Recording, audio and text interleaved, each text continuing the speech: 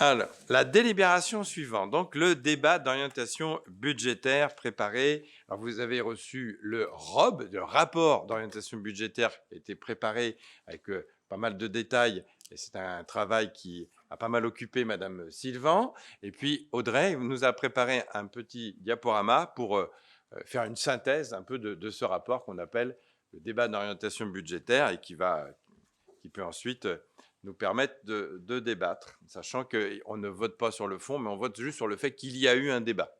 C'est une obligation. Alors, la présentation du débat d'orientation budgétaire, bien, elle est conforme aux chapitres qui doivent être, qui sont constitutifs de ce que la loi en fait indique de ce que doit être un débat d'orientation budgétaire. On parlera du contexte général économique, social. On parlera des orientations budgétaires de la commune pour 2023 et en particulier de la programmation des investissements pour notre commune. Voilà les trois grands chapitres. Alors le contexte général, vous le connaissez, mais nous allons le rappeler. Alors il y a un effet de zoom avant. On démarre au niveau national, donc depuis plus de 2 ans d'incertitudes financières liées aux conséquences de la crise sanitaire, bien, nous avons maintenant une inflation au niveau mondial qui fait son retour et qui atteint en 2022 des sommets, enfin des pourcentages d'inflation qui n'avaient pas été vus depuis plusieurs décennies, je crois, pas loin de 40 ans.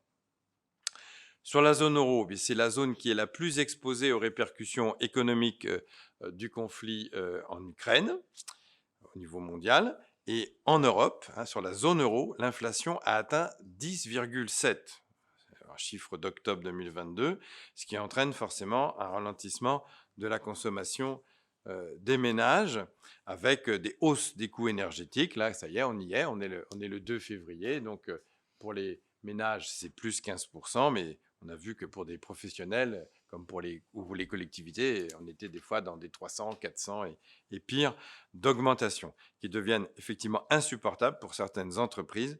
Et on assiste de fait à des baisses de production parce que lorsque ça coûte trop cher de faire fonctionner une chaîne de production pour des raisons énergétiques, eh bien, les entreprises peuvent prendre la décision d'arrêter. On a aussi un certain nombre de boulangeries qui n'ont pas eu de repreneurs pour cette raison-là.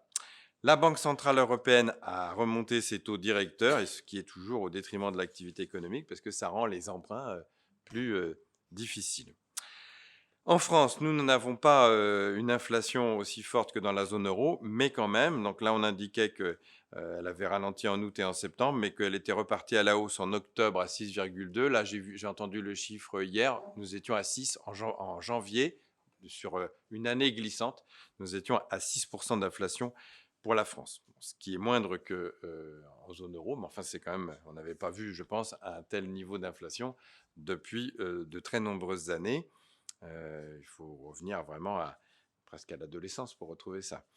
Des difficultés de recrutement dans les grands secteurs de l'économie qui découlent effectivement de cette inflation. Alors la situation pour nos collectivités, on constate que les transferts financiers de l'État vers nos collectivités est quand même en augmentation. La DGF pour 2023 serait en augmentation et ce serait une première augmentation remarquée depuis 13 ans. Mais qui va quand même beaucoup concerner les communes rurales. C'est plutôt un soutien tourné aux communes rurales. Il n'est pas sûr qu'en ce qui concerne Bouaye, nous puissions bénéficier, mais globalement, la somme que consacre l'État français en retour vis-à-vis des collectivités locales va augmenter. Par contre, la dotation de solidarité à l'investissement local, la DSIL, ça nous a été bien précisé, au sein des dotations de soutien à l'investissement, il y a la DETR, il y a la DSIL. Eh bien, la DSIL sera en baisse cette année. Mais il y aura un amendement qui va permettre de majorer le taux de la DSIL pour des projets qui ont un caractère écologique et en particulier, je ne sais pas si est-ce que ça émergera à la DSIL, c'est pas sûr, c'est peut-être un fonds d'investissement particulier. Il y a un fonds vert qui va être accordé aux communes qui en feront la demande. Il y aura une sélection de projets parmi les communes qui font des projets à vocation d'économie d'énergie ou de substitution d'énergie fossile par des énergies moins polluantes. Et enfin, alors deux points importants. À la fin de l'année, dans la loi de finances adoptée à la fin de l'année 2022, l'État a augmenté les bases d'imposition pour la taxe foncière de 7,1 en ce qui concerne les ménages. Ça couvre même un peu plus, vous voyez, que l'inflation, 7,1. Et en ce qui concerne la taxe foncière des entreprises, ce sera 1%. L'instauration d'un filet de sécurité pour les communes qui pourrait, on parle au conditionnel parce qu'il y a des critères, qui pourraient apporter une aide à certaines communes, mais c'est les communes qui seraient vraiment très fragiles au niveau de leurs comptes.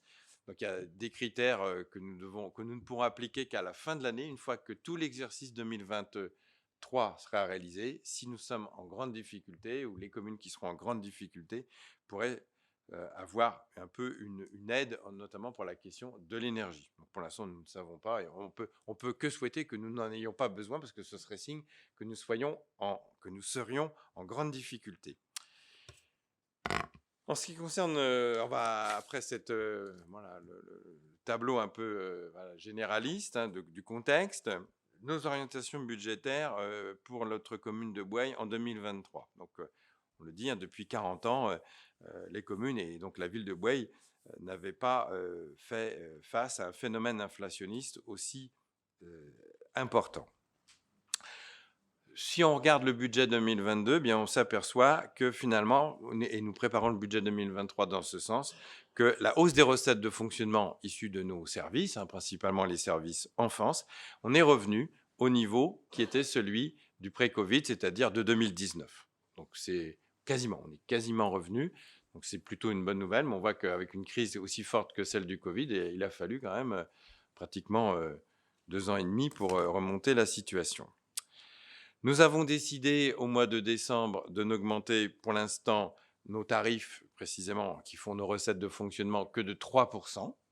Mais si nos tarifs augmentent de 3%, que l'inflation est de 6% et que les denrées alimentaires, c'est même encore plus que ça, nous serons peut-être amenés, je parle au conditionnel, on verra comment va évoluer l'inflation, mais si elle ne chute pas beaucoup, nous serons peut-être amenés à faire comme l'année dernière. Nous avions réadapté nos tarifs en juillet pour les appliquer en septembre de façon à ne pas trop dégrader aussi nos finances.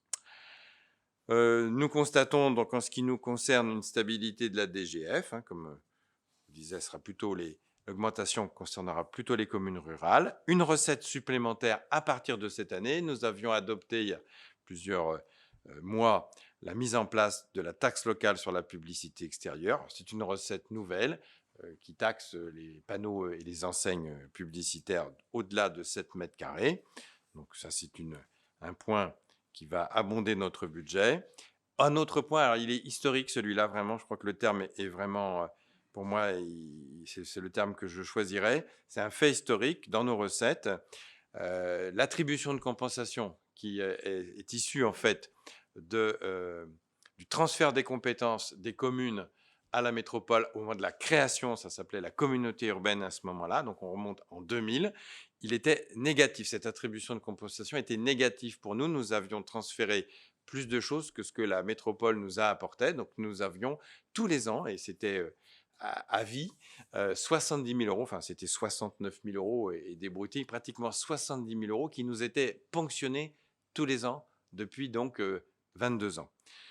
Et là, du fait qu'il y a eu, et M. Hervochon nous en parlera tout à l'heure, on a adopté les nouvelles conventions de gestion avec la métropole, qui est liée au travail que la commune fait pour le compte de Nantes Métropole pour entretenir les espaces verts sur les abords de voirie, qui sont de domanialité métropolitaine. Nous rendons ce service, comme toutes les communes, et cela, depuis 20 ans, se faisait gratuitement. C'était un échange de bons procédés, mais là, maintenant, tout ceci est valorisé et c'est ça qui nous permet de passer en positif.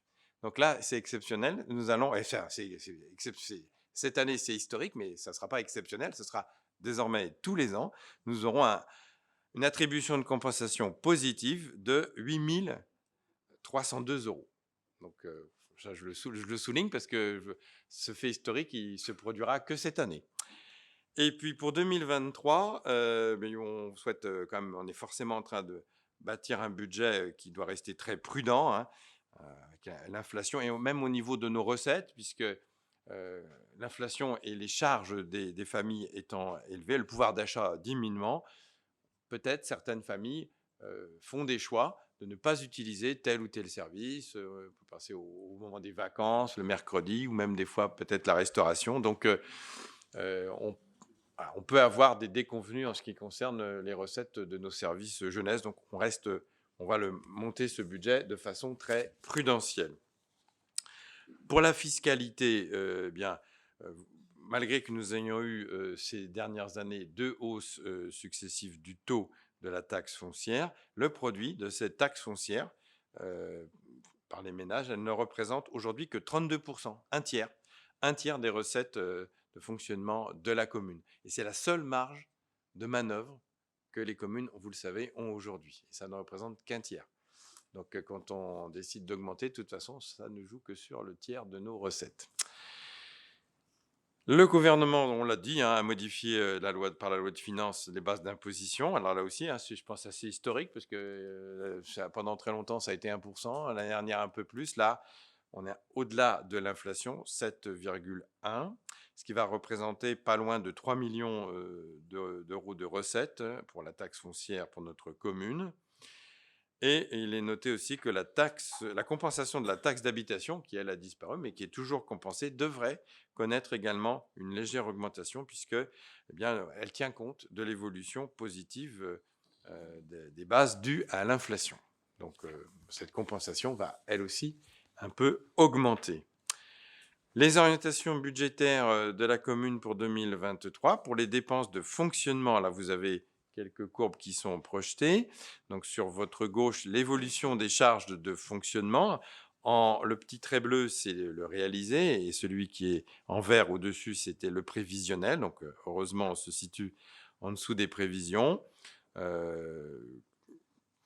Quand on regarde sur le tableau de droite, c'est le compte 0,11, c'est les charges à caractère général.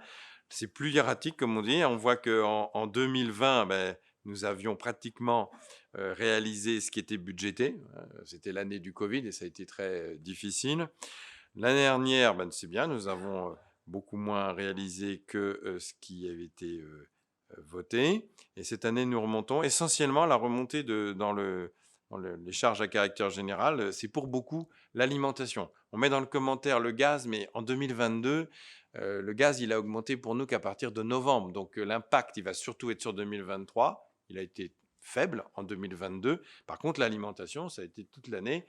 Vous savez, ça a augmenté de plus de 10%. Et c'est ce qui fait remonter notre courbe bleue ici, principalement. Les dépenses de personnel, alors là, c'est un autre poste très important. Nous avons, c'était au 31 décembre, parce que dans les vœux, j'ai dû évoquer le chiffre de 103, parce qu'il y a eu, je pense, la titularisation d'un agent qui devait être en situation de stagiaire, voilà. Donc là, au 31 décembre, il y avait 102 postes permanents qui représentaient 89,8 équivalents temps plein. Nous avons aussi 2 apprentis à temps plein et en une moyenne de 34 postes de contractuels qui représentent, eux, 24 équivalents temps plein, principalement dans le domaine de l'animation. Si vous faites les totaux de ce qui concerne la petite enfance, la jeunesse, la restauration, l'enfance, eh bien, vous allez avoir pratiquement 50% de notre dépense de la masse salariale. Et ces dépenses, elles vont être en augmentation en 2023, en augmentation, comme on dit, mécanique, avec le fameux GVT, le glissement vieillesse-technicité. C'est l'évolution de carrière des agents. Et puis, recrutement, ça peut être en plus ou en moins. C'est en plus si nous créons un poste supplémentaire. Nous avons le projet uniquement à partir du mois de septembre, donc ça aura un impact sur un tiers du budget de la direction qui manque aujourd'hui, la direction de proximité pour l'accueil général et le regroupement avec la police municipale. C'est dans la structuration de l'ancienne direction des services fonctionnels. Il reste à pourvoir ce poste. On le pourvoira a priori au mois de septembre. Et sinon, donc ça, c'est du plus en termes de charges, mais il y a également dans des recrutements du moins, parce que nous allons avoir à faire quelques recrutements, pas énormément cette année, mais quelques recrutements pour des départs en retraite. Et là, en général, ça entraîne une baisse, puisque les postes qui arrivent sont plus jeunes et la plupart du temps, quand même, coûtent moins cher. Et puis, il y a les avancements de grade qui se feront aussi, comme chaque année, et qui, eux, ont une incidence en augmentation de notre masse salariale. Alors, les orientations, hop là, c'était pour 2020, on met 2022, on est toujours sur le chapitre 23. Les ratios, si on regarde un petit peu sur plusieurs années, les ratios relatifs à l'épargne, hein, donc vous avez l'épargne brute, bon, qui a, en 2022, elle a diminué, cette épargne brute. On retire l'annuité du capital de nos emprunts et on voit ce qui nous reste en épargne nette. Bien, cette année, en 2022, nous allons avoir autour de 379 000 euros d'épargne nette, ce qui est en baisse par rapport à l'année dernière. Mais bon, l'augmentation des fameuses matières premières en alimentation nous impacte. La dette, il faut le présenter, ça fait partie aussi des obligations du débat d'orientation budgétaire. Donc vous le savez, on le dit chaque année, à Bouaye, on a une dette qui est très faible par habitant, 409 euros. Pour un montant de dette aujourd'hui au 1er janvier qui est de 3 372 557 euros. On est bien en deçà de la moyenne de notre strate de commune, hein, puisque la strate dans laquelle se trouve Bouaye se situe à 775 euros par habitant. Donc là, nous, on est absolument très raisonnable là-dessus. Comme on dit, il y a une dette qui est saine, c'est-à-dire que nous n'avons pas d'emprunt toxique et nous n'avons pas non plus d'emprunt à taux variable, donc il n'y a pas de surprise. Ce sont des emprunts à taux fixe. Et vous voyez ici, dans les graphiques, l'extinction de cette dette hein, en 2042. Et surtout, quand on voit l'évolution de l'annuité, on voit bien qu'en 2030, là, il y a une chute très nette de notre annuité. Ça correspond à la fin de l'emprunt qui avait été réalisé 20 ans plus tôt pour la construction de l'ensemble sportif de Bélès. Donc 2010 plus 20, ça fait 2030 et ça va redonner à ce moment-là une possibilité, une capacité d'investissement pour la commune qui en aura forcément bien besoin. Et puis pour terminer sur les investissements, la moyenne, je sais qu'Audrey calcule toujours la moyenne de nos investissements en regardant les 5 dernières années. Nous avons en moyenne investi chacune de ces dernières années 1 600 000 euros. Cette année, je pense que ce sera moins, hein, parce que voilà, plus de difficultés. Donc nous allons devoir faire très attention. J'ai un budget très contraint pour 2023. Vous le savez, nous avons décidé au mois d'octobre de reporter la construction du nouveau groupe scolaire. Victor Hugo, nous avons maintenu, et c'est dans l'anticipation budgétaire, les travaux de la salle de plonge à Marisbastier, hein, qui va faciliter le travail des agents et réduire la consommation d'eau. Nous avons aussi maintenu le remplacement, parce qu'il s'agit de remplacer carrément les marches de l'église qui sont dans un piteux état.